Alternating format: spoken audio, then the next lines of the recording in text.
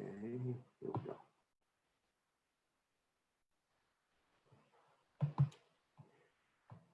All right. We're ready to start. Good to see everybody. I'm sure we'll get more people to join us as the time goes on. So, we will start by chanting Jai Radha Madhava. And yesterday we only did one more verse because we were having the Sunday program, but today I'm sure we'll do more verses than that in the sixth chapter of the Bhagavad Gita. And we're going to continue from the sixth chapter. Okay, let's start chanting Jai Radha Madhava. Jaya Radha Madhava Kunya Bihari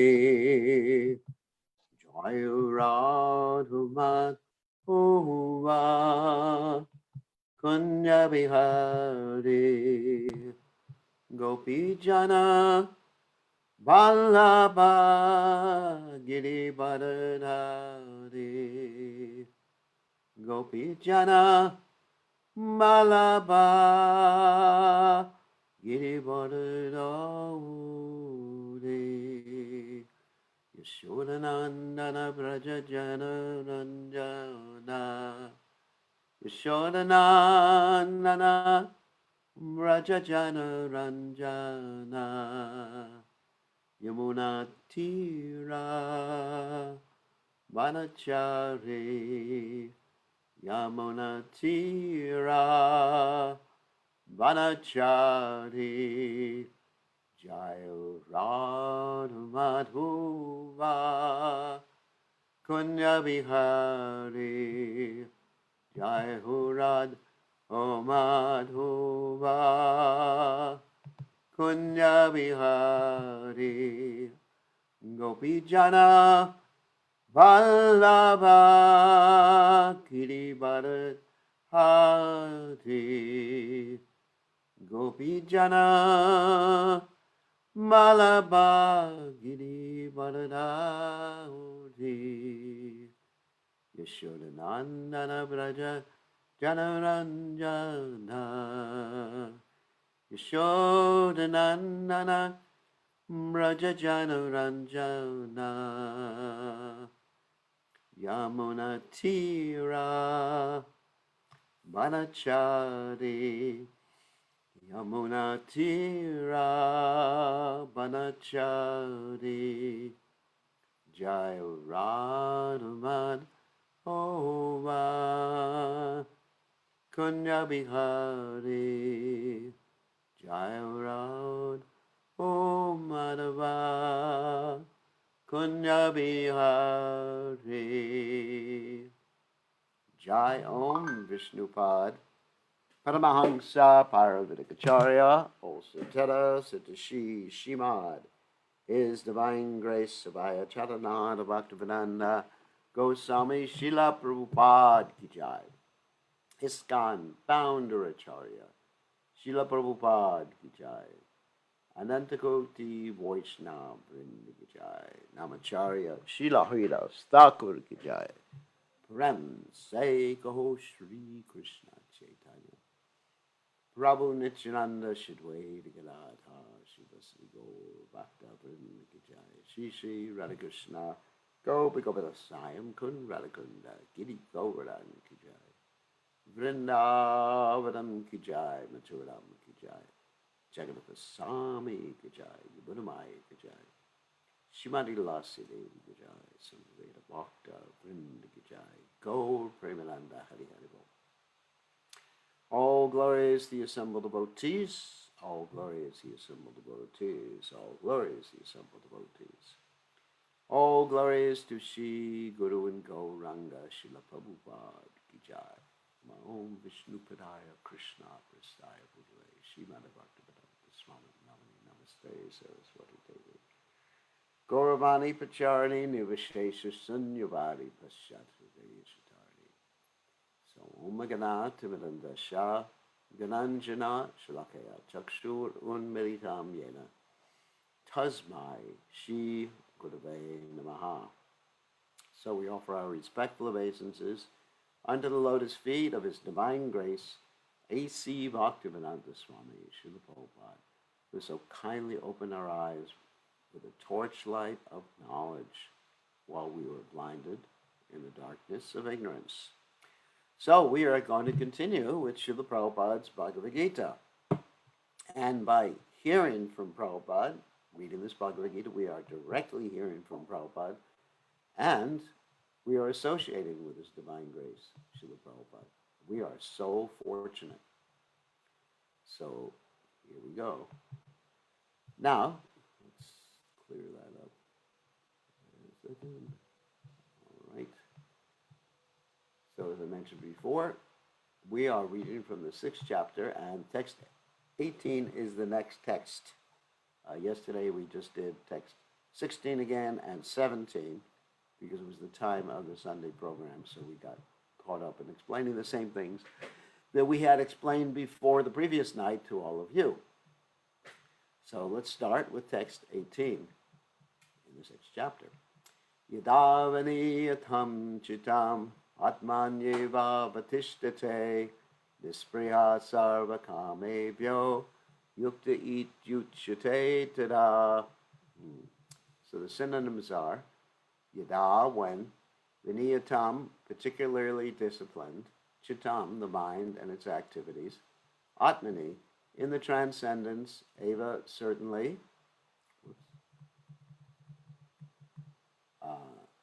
avatishtate, becomes situated, nispriyaha, devoid of desire, sarva, for all kinds of, kamebhyaha, material sense gratification, yuktaha, people keep sending messages, yuktaha, well situated in yoga, iti, thus, uchate is said to be tada, at that time. Translation: when the yogi, by practice of yoga, disciplines his mental activities and becomes situated in transcendence, devoid of all material desires, he is said to be well established in yoga. So that's basically a repetition of what we discussed before. Purport: the activities of the yogi are distinguished from those of an ordinary person by his characteristic cessation from all kinds of material desires, of which sex is the chief. A perfect yogi is so well disciplined in the activities of the mind that he can no longer be disturbed by any kind of material desire. This perfectional stage can automatically be attained by persons in Krishna consciousness. As stated in the Srimad Bhagavatam in the 9th canto, 4th chapter, texts 18 to 20. This is about Maharaj Ambarish, actually. Savai manak Krishna padaravindeyo vichamsi vakunta gunanavarnane karo hare ramandira marjana dishu shutim chataka chutat sat kato deye mukunda lingai liya darshane darshao tad vrichagatra sparshenga sangamam granam chatat para surojaso rabe Srimatulasya rasanam tadarpite Pado harer kshetra padanusarpane shiro rishikesha padavivandane kamancha dashe natukama kamyaya yatottama shloka ganashraya rataki. It's actually poetry, which most of the Bhagavatam is poetry. Incidentally, the Ramayana, which is the world's longest epic poem, is all written in the same meter. Amazing. I mean, these were sages who wrote these different literatures, like Valmiki or Vyasadeva. They were not ordinary persons. King Ambarish, first of all, engaged his mind on the lotus feet of Lord Krishna. Then, one after another, he engaged his words in describing the transcendental qualities of the Lord, his hands in mopping the temple of the Lord, his ears in hearing of the activities of the Lord, his eyes in seeing the transcendental forms of the Lord, his body in touching the bodies of the devotees, his sense of smell in smelling the scents of the lotus flowers offered to the Lord, his tongue in tasting the tulsi leaf offered at the lotus feet of the Lord, his legs in going to places of pilgrimage and the temple of the Lord, his head in offering obeisances unto the Lord, and his desires in executing the mission of the Lord. All these transcendental activities are quite befitting a pure devotee. In other words, let's go back to the verse. In other words, he was able to engage himself 100% by engaging every single one of his active and perceptive senses. We talked about this before. In terms of Sankhya Yoga, we have active senses, like the hands, the mouth, tongue, like that. And we have perceptive senses, like the eyes and the ears, etc., like that. And if one can engage all of them in Krishna's service, then one can be perfect. So Maharaj Ambarish is a perfect example of engaging all of his senses in Krishna's service. This transcendental stage may be inexpressible subjectively by the followers of the impersonal holistic path, personalist path. But it becomes very easy and practical for a person in Krishna consciousness, as is apparent in the above description of the engagements of Maharaj Ambarish. Unless the mind is fixed on the lotus feet of the Lord by constant remembrance, such transcendental engagements are not practical. In the devotional service of the Lord, therefore, these prescribed activities are called archana, or engaging all the senses in the service of the Lord. The senses and the mind require engagements. Simple abnegation is not practical.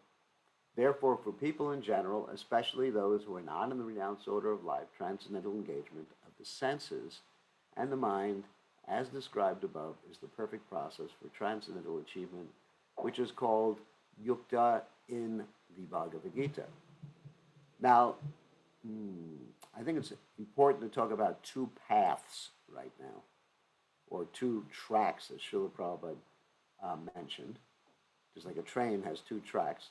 So we follow two tracks. Now, what is being described here, basically, more or less, is what's called Pancharatraki Vidi. There's some aspects of Bhagavad Vidi in the description here.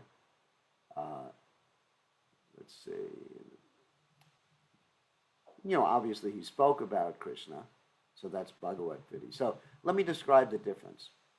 Pancharatraki Vidi are the regulated activities, such as worshiping the deities, going to the temple, serving at the temple, waking up early, etc., like that. And Bhagavad Vidi are activities such as chanting the Lord's holy names, hearing Krishna Katha, especially Srimad Bhagavatam, Bhagavad Gita. So these are the two tracks that we have. Now the Pancharatraki Vidi is basically meant to help us control the mind and fix the mind so we can execute the Bhagavad Vidi properly. So the Pancharatraki Vidi in and of itself is usually not enough, especially in this Kali Yuga, to get you to the point of pure devotional service. Because in this Kali Yuga, as we recited the other day, Harinam, Harinam, Harinam Eva Kevalam, Kalo Nishteva, Nishteva, Nishteva Gatari Anyata. That in this day and age, there is no other way, there is no other way than chanting Hare Krishna, not different from chanting Hare Krishna, is the recitation of Bhagavatam, Bhagavad Gita, and the pastimes of the Lord. So that's the most important thing, Bhagavad Vidi. But the Pancharatraki Vidi is to bring us basically to the mode of goodness and to focus our minds on the goal so that we can execute the Bhagavad Vidi properly. And perhaps the most ecstatic aspect of the Bhagavad Gita is sharing Krishna consciousness with others. And of course, that's the most pleasing to Krishna, as Krishna says in the Gita, that no one is more dear to him than he who teaches Bhagavad Gita or shares the Bhagavad Gita with others. And so it is necessary, though, to do the Pancharatraki Vidi so that we can be stable and in the mode of goodness so we can execute Bhagavad Gita properly. But someone who is a pure devotee, he just needs to do BhagavadGita. So anyway, so this is what is being described here, as Prabhupada says. It's there for the people in general, especially those who are not in the renounced order of life. Transcendental engagement with the senses and mind, as described above, is the perfect process for transcendental achievement, which is called yukta. Yukta means to accept something, like yukta vairagya. The real renunciation is to accept something because it belongs to Krishna and it's meant for pleasing Krishna. So, next verse. Yata dipo nivatasto nengate sopala smita yogino yatta chitta sha yunjato yogamatmanaha. Yata, as dipa, a lamp, nivatasta, in a place without wind. Na, does not. Ingate, waver. Sa, this. Upama, comparison. Smrita, is considered. Yoganaha, of the yogi. Yata chitasha, whose mind is controlled. Yunjata, constantly engaged. Yogam, in meditation. Atmanaha, on transcendence. As a lamp in a windless place does not waver, so the transcendentalist whose mind is controlled remains always steady in his meditation on the transcendent self. So one thing I want to mention that's quite interesting, that sometimes we would see that Prabhupada would get angry, and people would think, hey, what kind of spiritual activity is this? The sadhu, the great pure devotee, is getting angry. Well, anger is used in Krishna's service. So the mind being controlled doesn't mean you don't get angry, or you don't get enthusiastic, or you don't get greedy to serve Krishna. But the anger, enthusiasm, greed is based upon pleasing Krishna. It's like Arjuna in the Gita is being encouraged to fight. Now, if Arjuna did not have any anger when he was fighting, I guess the battle would have been over really quickly. He would have lost. So he was engaging anger, enthusiasm, determination, everything in Krishna's service. So it's not that something is lacking in Krishna's service. Everything can be used. Even we mentioned before how Krishna said that lust can be used. As Krishna says, I am sex life according to the religious principles. So everything is there in Krishna consciousness. Or you may say, how can I use intoxication in Krishna's service?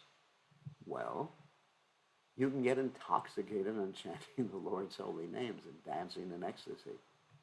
As Prabhupada would say when he first started the movement, I think it's a strategy to attract people. He would say, chant Hare Krishna and stay high forever. That's pretty good. So in other words, high basically means something in drug parlance. But in other words, you can engage ecstasy in Krishna service. You can engage everything almost in Krishna service. Not eating meat, obviously. You can engage in Krishna service. But everything that you like to do can be done for Krishna. Don't worry about the knocking noise. That's Yamaraj coming to take me away. No, it's not. It's actually they're working on the building, and somehow or other it's the only time he has to work on the building. So, anyway, purport. A truly Krishna-conscious person, always absorbed in transcendence, is in constant, undisturbed meditation on his worshipful Lord, is as steady as a lamp on a windless place. So his meditation may be in the form of anger, or his meditation may be in the form of wanting more to build a temple for Krishna. He's so enthusiastic. Or distribute more books for Krishna. He's so enthusiastic. Or just enthusiastic to serve Krishna's devotee. This is meditation, practical meditation. Not just sitting and doing nothing. As Krishna says, renunciation is not simply lighting a lamp or performing no sacrifice or doing no work or whatever. Renunciation is actually working for Krishna. And so all these different emotions come into play in Krishna's service. In fact, as we've mentioned before, there's a whole analysis of spiritual emotions. And that analysis was most perfectly done by Srila Rupa Goswami. These spiritual emotions are called bhavas. And there's the bhavas which excite you, things you see that excite you. There's the bhavas that are constantly emotions. Let's use the word emotion. There's emotions that are constantly with you. There's emotions that you can decide to have. There's emotions that form let's say, your very basis of your life. That's called sthai bhava, in case you want to look it up. And then there's these transitory emotions that overcome you, that you have no control over. So when we're talking about a Krishna conscious person's mind being steady as a lamp in a windless place, that means not an impersonal understanding of that, where it's just like, there's nothing there. But his feelings are all focused on Krishna. And when there's some material agitation, it doesn't disturb him. Material agitation means a loss or hankering for something material. We all have these material things that we want. And when we don't get them, as we heard in the second chapter of the Bhagavad Gita, we get angry. But a devotee, even if he doesn't get what he wants, he doesn't get angry. He just says, well, Krishna didn't want me to have it. Okay, next text. Text 20 to 23. Yatro paramate chitam nirudam yoga sevaya yatra chaivat manatmanam vashamatmani tushyati sukham atyantikam yatad buddhi grayam atindriyam veti yatra nachaivayam stitas chalati tatvataha yam ladva chaparam labam manyate nadikam tataha yasmin stito natukena gurunapi vichalyate tam vidya dukkha sangyoga yogam yoga sangyatam yatra, in that state of affairs where uparamate cease, because one feels transcendental happiness, chitam, mental activities, nirudam, being restrained from matter, yoga sevya, by performance of yoga. It's interesting, sevya can also mean service. When one serves in yoga. Yatra, in which, cha also, eva certainly, atmana, by the pure mind, atmanam, the self, pasham, realizing the position of atmani in the self, tushyati, one becomes satisfied, sukham, happiness, atyantikam, supreme, yat, which, tat, that, buddhi, by intelligence, grayam, accessible, tindriyam, transcendental, veti, one knows, yatra, wherein, na, never, cha, also, eva, certainly, ayam, he, stitaha, situated, chalati, moves, tatvataha, from the truth, yam, that which, labva, by attainment, cha, also, aparam, any other, labam, again, manyate, considers, na, never, adikam, more, tatara, than that, yasmin, in which, stitaha, being situated, na, never, dukena, by miseries, guru, na, api, even though very difficult, vichalyate, becomes shaken, tam, that, vidyat, you must know, dukkha, some yoga, of the miseries of material contact, viyogam, extermination, yoga sangyatam, called trance and yoga. In the stage of perfection called trance or samadhi, one's mind is completely restrained from material mental activities by practice of yoga. Now, in bhakti yoga, the mind is focused on spiritual mental activities. Try to remember that. Spiritual emotions, spiritual desires. You just have to focus it like that. Very simple. This perfection is characterized by one's ability to see the self by the pure mind and relish and rejoice in the self. In that joyous state, one is situated in boundless transcendental happiness realized through transcendental senses. Established thus, one never departs from the truth upon gaining this. He thinks there is no greater gain. Being situated in such a position, one is never shaken, even in the midst of greatest difficulty. This indeed is actual freedom from all miseries arising from material contact. Very difficult to be in that situation. But one comes to that situation when one is actually absorbing all his physical, going back to that verse that was talking about Maharaj Ambarish, engaging all his physical senses, perceptive senses, active senses in Krishna's service, also engaging his intelligence in Krishna's service, and above all, thinking and planning how to please Krishna. If one thinks like that, how to please Krishna, the gopis, for example, they're always thinking like that, the cowherd boys are thinking like that. All the residents of Vrindavan are always planning their mind how to please Krishna.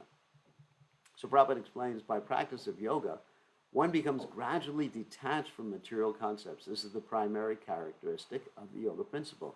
And after this, one becomes situated in trance or samadhi, which means that the yogi realizes the super soul through transcendental mind and intelligence without any of the misgivings of identifying the self with the super self. And of course, Prabhupada's making reference here that sometimes these hatha yogis, when they engage in the yoga process, they actually see the super soul, that's super soul.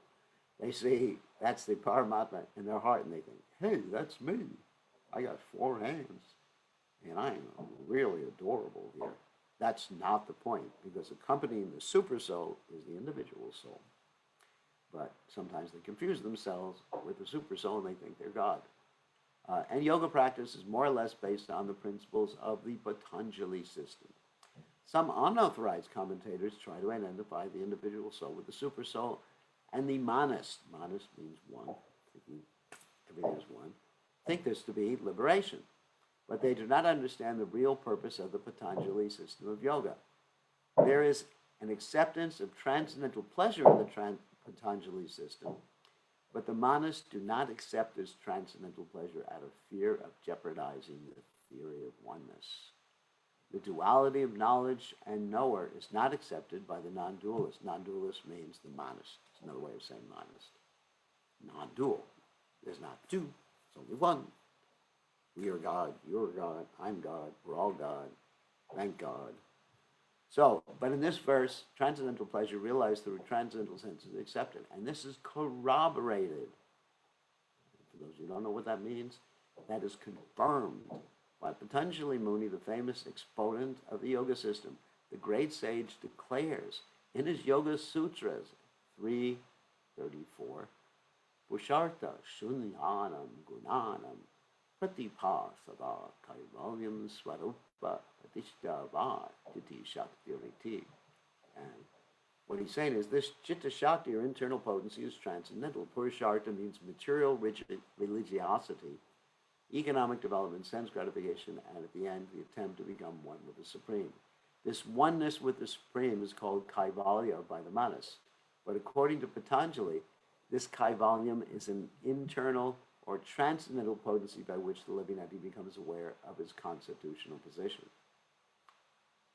That's difficult for people to understand. So let's talk about the word Chit Shakti, means internal potency, or spiritual potency, internal spiritual potency. There's the Achit Shakti, which is the material potency, which we're in right now. And there's the Jiva Shakti, which is us, which is the marginal potency, true to. So Patanjali says there's this spiritual potency, which is obviously transcendental. Transcendental means it goes beyond.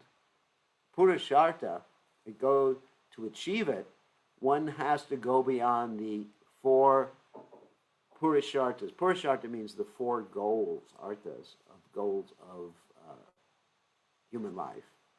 And one is mundane religion, and the other one is Dhamma. Artha, economic development, karma, sense gratification, or even liberation, which is called mukti. So one has to go beyond those to achieve what Lord Chaitanya called Panchama Purushartha. Okay, Panchama means 5. That means the 5th goal. The 5th goal is love of Krishna. And this is what Patanjali is talking about here. In Kaivalyam, this word Kaivalyam is misunderstood with or by the monist or impersonalist. They're thinking one becomes one with the person you love. You know, in one sense, there's a oneness. Just like sometimes in the marriage ceremony, you know, say people may say, well, you were 2 before and now you become 1. But it's not that the husband becomes the wife becomes the husband. I guess sometimes in the modern world, it may happen like that. Where they both become women or both become men. I mean, that's another subject matter. But in any case, they still remain individual, but the marriage is one.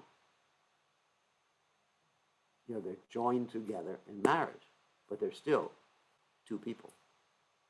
So we are joined together in relationship with Krishna. We're still 2 people. So Lord Chaitanya Mahaprabhu explains this state of affairs, and he says, it's called Cheto Darpana Marjanam, basically the same thing. Cheto Darpana Marjanam means the cleansing of the heart, or the cleansing, as Prabhupada translates it here, the clearance of the impure mirror of the mind. This clearance is actually liberation, or bhava mahad nirvapanam, getting rid of the fire of material existence, or the emotional fire. There's the word bhava. Bhava means emotions that are maha, great of agni, burning, that are burning you in this material world. You're just like, you know, the verse in the Bhagavad Gita is Abhikam Gyani Tena Gyani No Nishvana Kamarumpena Kontiya Dushprena Laitacha. One is never satisfied, and the more you want, it burns. It's like throwing gasoline into fire. So that's Bhava Mahadvagni, and then Nirvapanam. It gets rid of the burning cessation in your heart. This theory of nirvana also means ending material existence, also preliminary corresponds with this principle. In the Bhagavatam, in the 2nd canto, 10th chapter, text 6, this is called Surupena Vyavastiti, which means to realize your form in the spiritual world. That's the Vaishnava perfection. Swarup. Rup means form, and Swa means one's own. And as I mentioned before, we all have an eternal form. We've forgotten what that eternal form is, whether it's the form of a cowherd boy, whether it's the form of a tree, whether it's the form of a elderly gopa, gopi, or one of Krishna's cowherd girlfriends. We all have that form, and we've forgotten it. The form is non-different than the soul. In the material world, the form that we have is different from the soul. In the spiritual world, it is non-different, it's the same. Non-different is a way, it's like a double negative. It's a way of saying it's the same. I mean, that's an easy way to say it. And the Bhagavad Gita confirms this. So after nirvana, when you get rid of all this material, bhava mahadvagni, you know, the fire of material existence, the emotional misery fire, there's a manifestation of spiritual activities or devotional service to the Lord, known as Krishna consciousness. In the words of the Bhagavatam, Swarupena Yavastitihi, Prabhupada repeated, this is the real life of the living entity, and the real form of the living entity too, because that's what Swarupena Yavastitihi. Maya, or illusion, is the condition of spiritual life contaminated by material infection. So in other words, let me give an example of that. Let's say you have a white light, and the white light is filtered by some colored filter, and you say, it is a blue light, it is a green light, it is a purple light. It is actually a white light. Just like the sunshine is a certain color, but when it's sunrise or sunset, it gets filtered so much by the atmosphere, you see like red, deep, deep, deep red color, especially if there's pollution in the air. One time I was in Los Angeles, and it was sunrise or something like that. The sun was just coming up, and there's so much smog in Los Angeles. And the sunlight, it looked kind of beautiful. All these different colors and everything like that. And the smog was refracting this. And the person I was with said, "Oh, isn't this beautiful?" And I said, "It's smog." And they said, because they like Los Angeles, they said, "No, it's beautiful fog." So liberation from this material infection does not mean destruction of the original position of the living entity. In other words, Patanjali also accepts this by the words Kaivalyam Swarupa Pratishta Va. In other words, when one gets free of the material world, Pratishta, actually that's the source, Pratisha, of realizing one's Swarup. Remember the word Swarup? Rupa means form, Swa, his own. So this is a beautiful expression by Patanjali, that when one gets free of the material world in accordance with God, it doesn't become one with God, but in accordance with God, like a married couple, hopefully, would be in accordance with each other, then one's form, real form, becomes manifest, and that is accomplished by the Chit Shakti. Chit Shakti means the internal potency or the pleasure potency. And Prabhupada translates Chit Shakti here as transcendental pleasure is real life. This is confirmed in the Vedanta Sutra 1.1.12 as Ananda Maya Vyasa. That means Ananda. Our position is unlimited bliss. This natural transcendental pleasure is the ultimate goal of yoga and is easily achieved by execution of devotional service or bhakti yoga. Bhakti yoga will be vividly described in the 7th chapter of Bhagavad Gita, also described elsewhere, especially in the 12th chapter too. In the yoga system, as described in this chapter, there are two kinds of samadhi. One is called sampragyata samadhi and asampragyata samadhi. When one becomes situated in the transcendental position by various philosophical researches, he is said to have achieved sampragyata samadhi. In the asampragyata samadhi, there's no longer any connection with mundane pleasure, for one is then transcendental to all sorts of happiness derived from the senses. So, when the yogi is at once situated in that transcendental position, he is never shaken from it. So, one is like withdrawing yourself from the senses, and the other is being absorbed in the higher position. Unless the yogi is able to reach this position, he is unsuccessful. Today's so-called yoga practice, which involves various sense pleasures, is contradictory. A yogi indulging in sex and intoxication is a mockery. Actually, also a monkery. He's a monkey yogi. Even those yogis who are attracted by the siddhis, which I mentioned before, perfections in the process of yoga, are not perfectly situated. I mentioned that in a previous class. The perfections one can get are becoming smaller and the smallest, making it real tiny, bigger than the biggest, able to float on a moonbeam, able to reach out, Prapti Siddhi, able to do amazing things, contradict the laws, the so-called laws of nature. If yogis are attracted by the byproducts of yoga, that's like the siddhis, then they cannot attain the stage of perfection as stated in this verse. Persons therefore indulging in the make-show practice of gymnastic feats or siddhis should know that the aim of yoga is lost in that way. So these are two pitfalls in performing yoga. If you think it's just like all this gymnastic stuff and you go on having illicit life, smoking ganja, that's not yoga at all. People think like that. I mean, so many of these yoga practitioners have been revealed as debauchees. And they invent their stupid types of yoga. Some people have yoga where they turn up the temperature and you sweat. I mean, it may be good for you physically. But that's not really yoga. I mean, you may feel really good, and it may be something good. Just like when I went to Finland one year, I didn't do that yoga, don't worry. Went to Finland one year, I tried out a sauna. Went into a sauna, and it was literally 212 degrees Fahrenheit. Not centigrade, 100 degrees centigrade. I mean, it was hot. Of course, it was just the air in there. Of course, the Finnish people love it. I mean, they do everything in there. And they also beat each other with sticks when you're in there, with birch sticks. They said it increases the blood supply. So anyways, I was in there, and then I jumped in the ice, because it was in the winter. I jumped in the ice, and I froze. Then I jumped back into the sauna. But I understood it wasn't yoga. I mean, it's probably good for the health, but it was not yoga. The best practice of yoga in this age is Krishna consciousness, which is not baffling.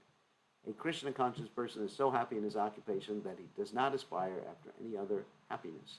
There are many impediments, especially in this age of hypocrisy, to practicing Hatha Yoga, Jnana Yoga, and Jnana Yoga, but there is no such problem in executing Karma Yoga or Bhakti Yoga. I mean, one can do Hatha Yoga for one's health. It's fine. If it helps you execute Bhakti, then go ahead.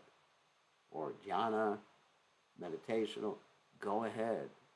Jnana or Jnana Yoga, which is actually, the analysis, or sometimes called Sankhya, the analysis of the different material elements, not this, not that. Finally, we come, hopefully, to the conclusion, what is, rather than what is not.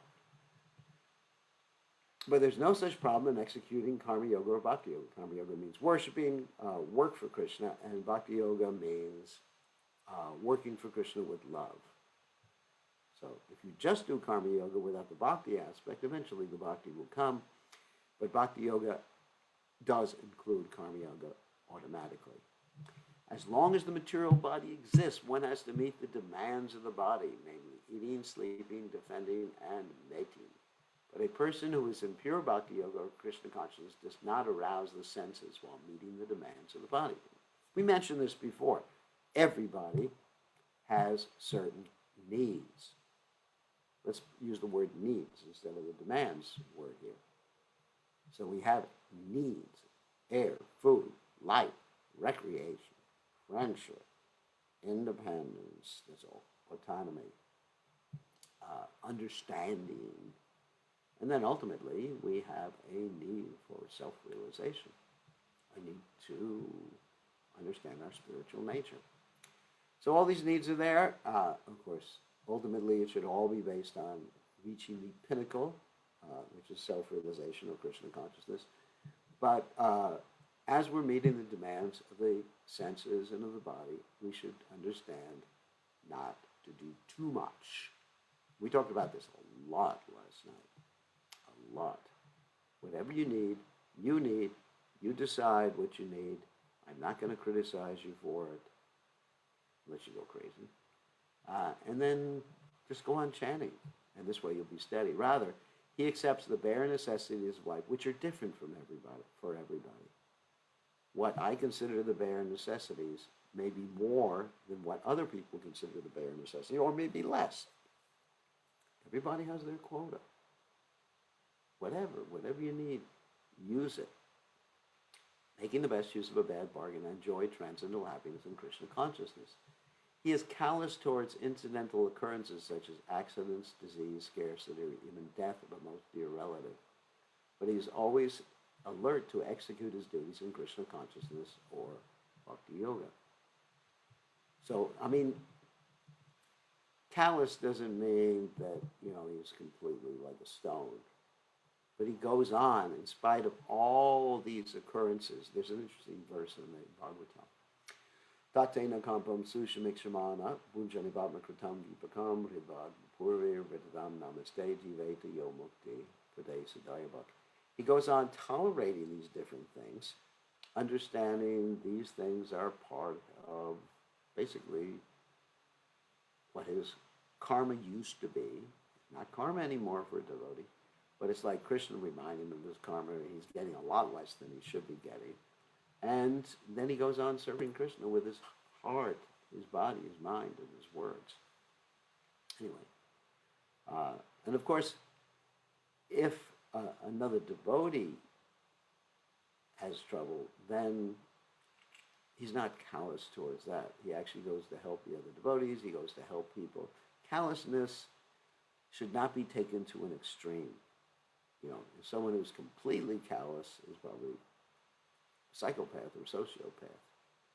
But we care about people, but we don't let that deter us in our spiritual progress. That's all. I mean, like I mentioned many times before, when I took up Krishna consciousness, my mother said, you better give it up, or else, not or else, but she said she was dying because of my taking up Krishna consciousness. Now, I felt bad about it, but I understood that I had a duty in life, and I couldn't be manipulated by guilt trips or by anything in this world. I had to be determined to carry out my spiritual mission. But I really care about her. I mean, she's still alive. She didn't die. It was a guilt trip. Accidents never deviate him from his duty. I stated in Bhagavad Gita in the second chapter, text 14, Agama Payano Nityas Tamsatikshasha Bharata. One tolerates.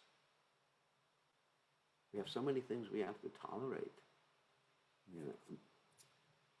This world, so many things we have to tolerate. Adhyatmik, adhibodhik, and adhidaivik. Let me explain what that means. Adhyatmik means miseries from the own body and mind. Adhidaivik means miseries from the material nature, too hot, too cold. And adhyatmik, adhibodhik means miseries from other living entities. And when you get into technology, then you got adhi-computeric. Miseries from dealing with technology. I mean, everybody's thinking technology is so blissful, but it really is a pain in the whatever. So he endures all such incidental occurrences because he knows they come and go and do not affect his duties. In this way, he achieves the highest perfection in yoga practice. Okay, we'll do one more today. Alrighty. Sa nischayena yoktavyo yoga nirvina chetasa sankalpa prabhavan kamams tyaktva sarvamacheshitaha manasayvendriya gramam viniyam yasamantataha. Saha, that nischayena with firm determination, yoktavya, must be practiced yoga system. Anirvina chitasa, without deviation, sankalpa, mental speculations, prabhavan, born of, kaman, material desires, chakva, giving up, sarvan, all, sheshataha, completely, manasa, by the mind, eva, certainly, indriya, gramam, the full set of senses, viniyamya, regulating, samantataha, from all sides. One should not engage himself in the practice of yoga, one should engage himself in the practice of yoga with determination and faith and not be deviated from the path. One should abandon, without exception, all material desires born of mental speculation, and thus control the senses on all sides by the mind. In other words, that's the same thing we learned about previously in the second chapter. Ekeha Kudananda. You have to be really focused on your goal. That's it. And have faith in the goal. That's preliminary to all types of yoga. Prabhupada explains the yoga practitioner should be determined and should patiently prosecute this practice without deviation. One should be sure of success at the end and pursue this course with great perseverance, not becoming discouraged if there is any delay in the attainment of success. Success is sure for the rigid practitioner. Regarding Bhakti Yoga, Rupa Goswami says, and these are very important principles that come from the Nectar of Instruction that actually has been written by Srila Prabhupada. Upadeshamrita is the name of the book that Rupa Goswami wrote, and Prabhupada commented on it. Utsahan nishya daryat tata karma pavartanat sangha chalagat sato vrite sadhyara bhakti prasiddhati. One can execute the process of bhakti yoga successfully with full-hearted enthusiasm, perseverance, and determination by following the prescribed duties and association of devotees and by engaging completely in activities of goodness. Upadeshamrita, 3rd verse. As for determination, one should follow the example of the sparrow who lost her eggs in the waves of the ocean. The sparrow laid her eggs on the shore of the ocean, but the big ocean carried away the eggs on its waves. The sparrow became very upset and asked the ocean to return her eggs. The ocean did not even consider her appeal. So the sparrow decided to dry up the ocean. She began to pick out the water in a small beak, and everyone laughed at her for the impossible determination.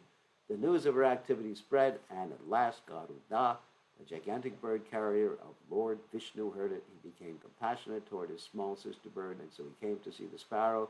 Garuda was very pleased by the determination of the small sparrow, and he promised to help. Thus Garuda at once asked the ocean to return her eggs, lest he himself take up the work of the sparrow.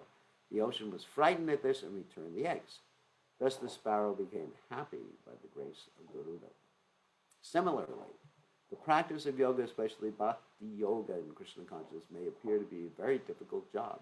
But if anyone follows the principles with great determination, the Lord will surely help, for God helps those who help themselves. Very familiar quote. In other words, it's very difficult to control the senses, to remain fit, especially in Kali Yuga. So Krishna will help us. We take one step towards Krishna, Krishna will take 10 steps towards us. And so these principles, again, are enthusiasm, determination, perseverance, which is like patience. That's where I got it from. Enthusiasm, determination, patience. Wow. Tat, following the rules and regulations. Karma, Sangos Jagat Satovrite, giving up bad association and basically following the footsteps of the great devotees and serving the great devotees. And so this way, these principles will help us advance very quickly. So enthusiasm. Enthusiasm means goal-oriented, and faith, that's where we get our perseverance and determination from. Okay, so in that light, we will go to questions. And tomorrow we'll continue with text 25. Okay, and give me 1 second to unmute everybody. It just takes a second.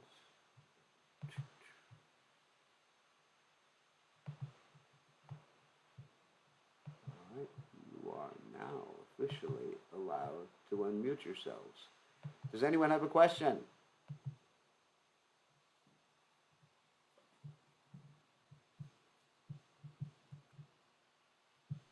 Krishna Gurudev, this is Rishikesh. Anyone? Whoops. I hope my sound is on. Wait a second. Let me just check this sound.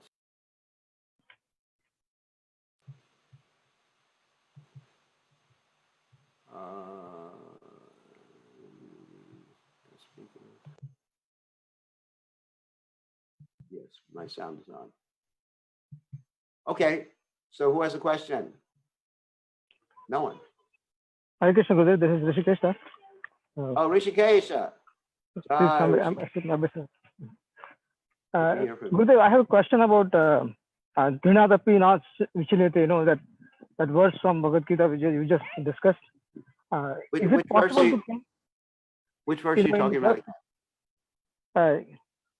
He said, now, even in the worst time, we will not be shaken. Dhinadapi Na Vichilete. Even in the worst kind of, if you are situated in this knowledge, even in the worst danger or worst situation, you will never be shaken. Oh, yeah. What's the question about it? Is it possible in Bhakti Yoga to come to that stage practically? I mean, it requires such a deep, realization to come to that stage of complete fearlessness. Well, we have such a short span of life. Yes, it is possible. I mean, Prabhupada is a perfect example of complete fearlessness. But to not be shaken doesn't mean that one has no emotions. Let me just explain. That it's very important to understand that people can have emotions, feelings, but one, and even express those feelings. Not be shaken means one continues doing the right thing, one serving Krishna with his body, mind, and words, in spite of all these upsets that occur in this world. That's what it means, not being shaken. It's not that you don't show things. I mean, for example, if God forbid my mother was to pass away or something like that, I'd be unhappy. But I wouldn't be shaken in the sense that I would give up my service. I would actually, it'd cause unhappiness. We're naturally persons, but we continue with our service regardless of whatever may give us emotional pain. Or, not being shaken means we remain fixed in our service in spite of Vacho Vegam, Manasa Krota Vegam, Jiva Vegam, all these different pushings that one may experience from the mind. There's this statement also in the Upadeshamrita, Vacho Vegam, Manasa Krota Vegam, Jiva Vegam, Uttarupashta Vegam, that there's pushings from the tongue, belly, genitals, mind, anger, and words. So the mind, sometimes can give some disturbance. I mean, even Prabhupada, sometimes things were happening like with this the Jhansi program, but especially the Mumbai program, the Juhu temple, and probably got very disturbed by them. But Prabhupada never deviated from his service to Krishna. He never just went into a complete stupor like many of us would and just a meltdown. That's a good expression, a meltdown. A pure devotee doesn't go into a meltdown. There's many things that disturb us in this world. I mean, if something goes wrong with my computer, I get disturbed with it. But I don't melt down. You don't see me lying here as a puddle on the floor, banging the ground like this.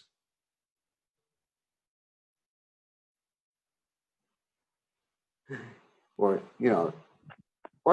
disciples do things on a regular basis that really are disturbing to me.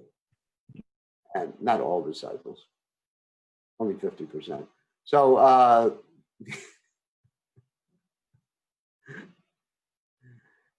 that's probably an exaggeration. But anyway, so they may do things, and I don't melt down. I maintain my mood of compassion. Actually, Mother Tulsi just said Arjuna had a meltdown. Yes, but this was actually Yoga Maya. He was acting like a conditioned soul. That's a little bit different. A pure devotee, when he's not part of a pastime. I mean, you can also say when Krishna went into the river to chastise the Kaliya serpent, all the residents of Vrindavan had a meltdown. But that's a little bit different. I'm referring to someone in this world who is serving Krishna. Yes. So good. If a pure devotee goes through a health crisis, a really serious health crisis, several meltdowns. But also, even if you have a meltdown, you go on serving Krishna. That the statement is, meltdown is a little bit different than when I mean my meltdown is just like fall on the ground, like Arjuna dropping his bow and everything like that, and just saying, I give up. But Prabhupada never gave up. When there's a pastime, it may appear that someone has a meltdown and it's material, but it's not material. Arjuna is a pure devotee. And he was engaged in Krishna's pastimes.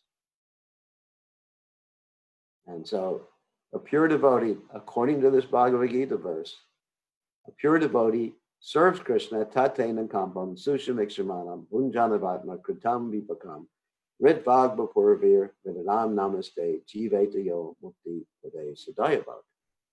That whatever happens to him, he goes on serving Krishna, even though he may be upset while he's serving Krishna, but he doesn't stop serving Krishna, unless it's a pastime. We're not talking about pastimes like pure devotees, Arjuna's story. We're talking about people who were acting, let's say, as acharyas to preach Krishna consciousness, yogis, pure devotee yogis. So anyway, yes, it's achievable, Rishikesh. Just keep on practicing bhakti yoga and you will achieve it. Okay? Thank you, Gurudev. Yeah, I just when a pure devotee goes through health crisis, which we are seeing right now, is it also a part of Yes. Yoga Maya, Gurudev?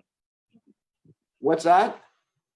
So when a pure devotee goes through health crisis, which we are seeing right now, Yeah. with Maharaj, is it also a function of Yoga Maya, or is it a function of Mahamaya? This is directly Krishna. Pure devotees are directly under the jurisdiction of Krishna. So we can't say it's Mahamaya, it's Krishna. Mahatmanas tumam partha daivam prakritim ashrita. Vajantyanana manaso gyatva bhutadam avyam. The pure devotees are under the jurisdiction of daivam prakriti. So we can't, if someone's a pure devotee, they're not under Mahamaya. They're under the jurisdiction of these things, and it's up to Krishna. So yes, thank you for reminding me of that. We should all, I want everyone to pray for the welfare of Bhakti Maharaj, who is in a very critical situation right now. And he went through a real crisis, I guess, a few hours ago, in heart condition and everything like that. And he's still, of course, on the respirator, and it's very difficult for all of us. And of course, he's well loved by everyone, as described about the 6 Goswamis of Vrindavan, Dira Dira Jana Priyo Priya Karo, that pure devotees are actually non-envious, Nimatsuro Pujuto, and so they're loved by everybody. And so we are praying for Bhakti Maharaj's quick recovery, and it's in Krishna's hands. Ultimately, like Prabhupada had us pray when Prabhupada got very sick, that, my dear Lord Krishna, if you so desire, please cure Srila Prabhupada. So right now it's in the hands of Krishna. I know we have the doctors and everything like that, and he has the best doctor's care, but it's in Krishna's hands. So we should all be praying here. We should dedicate our chanting and dedicate our reading to Bhakti Maharaj's welfare. He's very, very dear to Srila Prabhupada, and we need him here. He's a person who had a lot of association with Prabhupada during Prabhupada's final days in this world, and served Prabhupada in a very intimate way. And we need him and devotees like him. It's we've already lost too many devotees from the movement. We lost Tamal Krishna Maharaj, Bhakti Tirtha Maharaj, and so many wonderful devotees. And it's very unfortunate. Of course, with the time factor, we understand that we all have to go, and but we're praying that it's not the time for Bhakti Maharaj. We want him to stay with us for many more years and keep us associated with Srila Prabhupada in that way. So I think we should end here with that. Thank you for reminding me, Rishikesh, about this. And of course, for a disciple, when the spiritual master leaves the planet, the disciple cries. I remember when Prabhupada left the planet, I wouldn't say we melted down. I would say we cried. There's a difference between crying and then melting down. We cried, and then we became more determined to serve Krishna, to keep Srila Prabhupada's association. Prabhupada said the disciple, when the spiritual master leaves this world, he should be thinking that if he can't serve the mission of the spiritual master, he should leave for the spiritual master. But actually, Prabhupada was indicating one should dedicate himself to the mission of the spiritual master. And in this way, the disciple and guru are never separated. So we should dedicate ourselves to Prabhupada's mission, and we're always with Prabhupada, and just pray that Bhakti Maharaj stays with us many more years in this world. Okay, thank you very much. Actually, it's time, and we have a few things to do. All glories to His divine grace. Srila Prabhupada, Ki Jai.